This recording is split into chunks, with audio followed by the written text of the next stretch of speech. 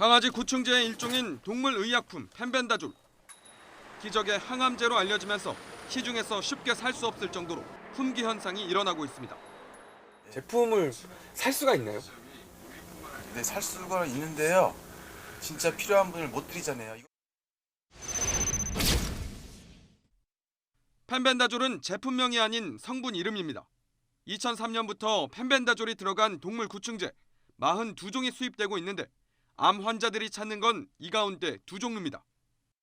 최근 항암제로 사용하면 부작용 우려가 있어 정부가 일부 제품의 수입을 금지했다는 내용이 인터넷과 SNS상에서 돌고 있지만 확인 결과 사실이 아닙니다.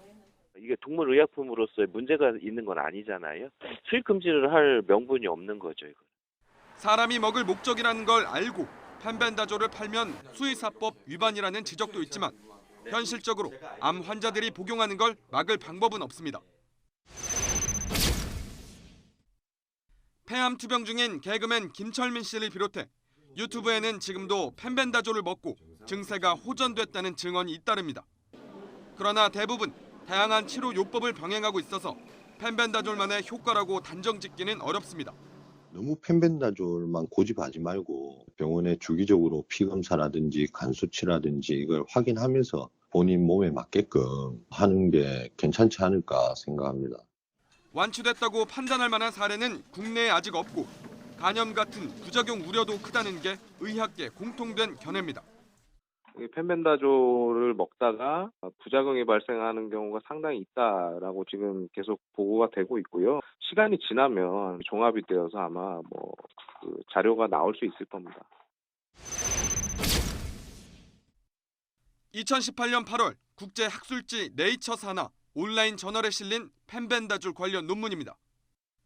펜벤다졸은 개의 몸에서 기생충이 영양분을 흡수하는 걸 막아 굶어 죽게 하는데 암세포에도 똑같이 작용합니다. 그런데 이건 약효를 내는 원리가 그렇다는 것일 뿐 인체에 미치는 영향을 확인하려면 반드시 임상시험을 거쳐야 합니다. 일부에서는 제약사들이 수익성 떨어지는 펜벤다졸을 항암제로 개발하지 않으려고 일부러 임상시험을 하지 않는다는 음모론도 나옵니다.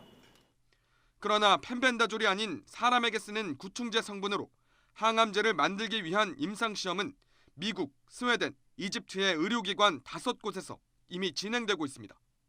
펜벤다졸과 원리가 같은 사람용 구충제 성분으로 만든 항암제가 2-3년 아니면 시판될 거라는 게 전문가들의 전망입니다. 하면 할 수 있는데 굳이 할 이유가 없어. 굳이 할 이유가 없다.